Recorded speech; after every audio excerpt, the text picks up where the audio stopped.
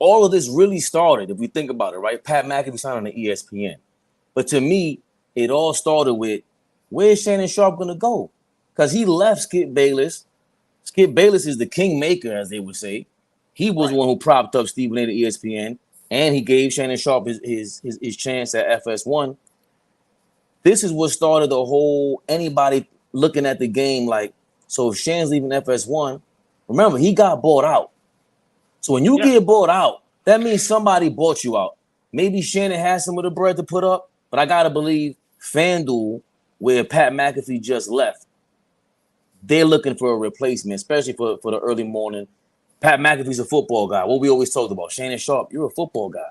He could easily have a show about football every morning if he wanted to during football season and really bring FanDuel that gambling money.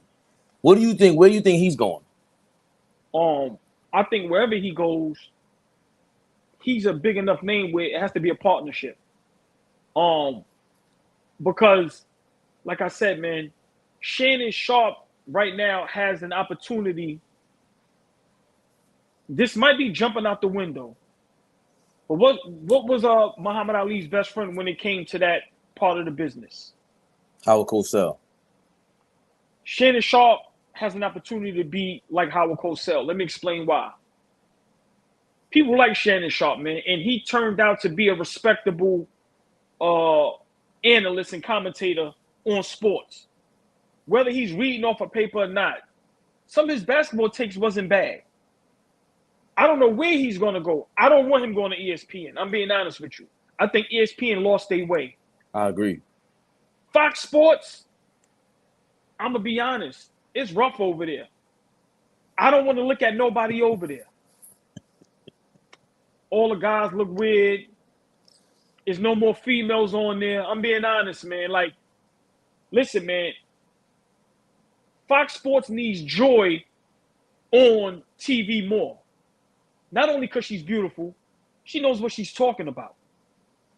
So for me, I think the route he should go, if it's FanDuel, it should be a partnership.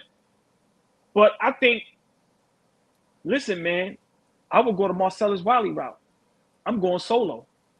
I'm owning all my content. I don't have to answer to nobody. I can be myself. I would team up with YouTube. And I would do my, like you said, my sports football show. And I would still do Club Shay Shay. Because remember, with Club Shay Shay, he literally can talk to everybody. From athletes to entertainers to even Congress people. Like, he has that cachet. So I think for Shannon Sharpe, sky's the limit. But let me say this. How long until that fire dims out? You was on fire. I'm being honest. When the last time we heard about Shannon Sharpe? So I think sometimes you can play your way out of a great situation. I think when the iron is hot, you strike. I'm starting to see that iron fizzle out a little bit. I'm surprised it took this long. We haven't heard from him. I don't know what's going on with his social media. Maybe as far as like Twitter, even Instagram. I haven't seen no YouTube new clips of him or anything. So like I said, maybe they have like something real big up their sleeve, pause. But I think for Shannon Sharpe, sky's the limit. But to me, FS or ESPN, I don't think that's the move. I think it's FanDuel or YouTube. It gotta be.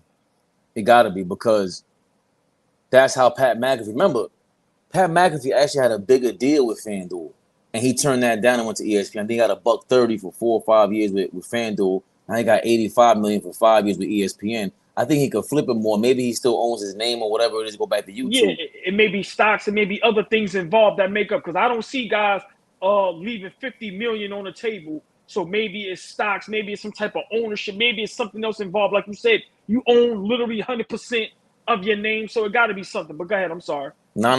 That's the point. That's the point. So with Shannon, I agree. 1,000% agree with you. I don't want to see him on ESPN because I didn't like him. Like him versus Stephen A. Smith would be like two cartoons. It's a disaster. Yeah, like where are you going with this? Like him during football season will be dope because he would outclass him. Like I think that's what it would have been interesting to see. But it would be interesting to see anybody talk to Shannon Sharpe about football. When he, like, if you look at all the flashback clips of Shannon, when he's talking to people, when he's talking his ish, he's going crazy. I have an idea for Shannon Sharpe if I ever meet him, if this get to him. Just imagine Shannon Sharpe live during football games in the greens, and his backdrop is him sitting in the booth commentating the game. During the game. Yes. You know why that's ill?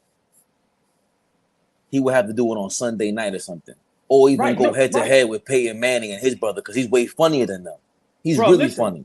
Remember, he knows the schemes, he knows he knows everything. Remember, you watching him and he's going, the coach is in this type of defense, blah, blah. I think the quarterback should drop back or boom, sneak, audible. Like, imagine him calling the game on his YouTube page, and the backdrop is him in the booth sitting up top as if he's, come on, bro. Holla at us, man. Go ahead. Nah, that's and again, sky's the limit, because Peyton Manning is actually funny. He's scripted, he's funny and all that. But I see ESPN doing that. They always got, even during baseball, if I'm not mistaken, it was Alex Rodriguez, Michael Kay. They had Barry Bonds on there one time. Barry Bonds with Roger Clemens. That shit was legendary. Hold on. Real quick. Breaking news, just real quick. Now they saying Klay Thompson had issues with Jordan Poole as well. Reportedly, thought he didn't pass enough and shot too much. So this is now what they doing. Now we're going to blame everything on Jordan Poole. So now reportedly, Klay Thompson had issues with Jordan Poole as well. Felt he shot too much and didn't pass the ball enough. Hey, man, breaking news, all ball Fabian perspective. Go ahead. I think we should get back to that in a second, because I could clip that up. That 16-minute mark. I got it written down. But just to go back to finish the Shannon Sharpe topic. Him going head-to-head with Peyton Manning and Eli Manning during the break. It was legendary to see Roger Clemens sit down with Barry Bonds in the middle of the game. ESPN was trying to figure something out. They got something going on. They actually had Peyton Manning and Eli Manning on during the game versus the other Monday Night Football cast. So imagine Shannon Sharpe doing that on FanDuel, because Barstool already does that. Would you be surprised if Barstool threw a bag at Shannon Sharpe? Because remember, they got bought out. That's what I'm trying to say. Like, listen, he has a lot of options, man. And like I said, to me, right now, the greatest option for a lot of these guys is to own your name, to own your stuff, to own your product, to own 100%. To me, that's the game. Do you want a $100 million contract, or do you want $80 million, but then you own everything? Remember, man, these guys, I'm sorry to cut you off. This is why Marcellus Wiley, this is my opinion. Some of these guys want to be sitting in their living room with their dirty T-shirt on with their sweatpants. Nobody wants to wear a suit all day. Nobody wants to have to get a haircut every day. Nobody wants to have to put on makeup. Yo, man, guys is already situated. The house is paid for. The wife and the kids is good. The moms and the pops is good. The cars is good. The money is in the account. The savings in the checking. I just want to be myself. I want to wake up when I want to. I want to say what I want to. I want to do what I want to. So like I said, to me, that's what's most important in a lot of these deals. That's just my opinion. And to me, I think that's where Shannon may be leading to. Listen, man, I could do my show from my living room. I don't have to ask you what guests I want to bring on. I don't want to have to ask ESPN, hey, can I bring in All Ball and Fabian? I've been watching them guys for a while. They may go, no, them guys ain't big enough. Pause. With your own platform, you ain't got to ask nobody. So, like I said, man, he's in a great position. I just need him to strike while the iron is hot. His name is on fire. His cachet is up here. You got to take advantage of it. So, by him being quiet, I think they got something simmering that's going to be an explosion. Yeah, everyone's saying FanDuel, and we've seen the reports for that. But if I had to take an outside guess, remember the Deion Sanders connection is major.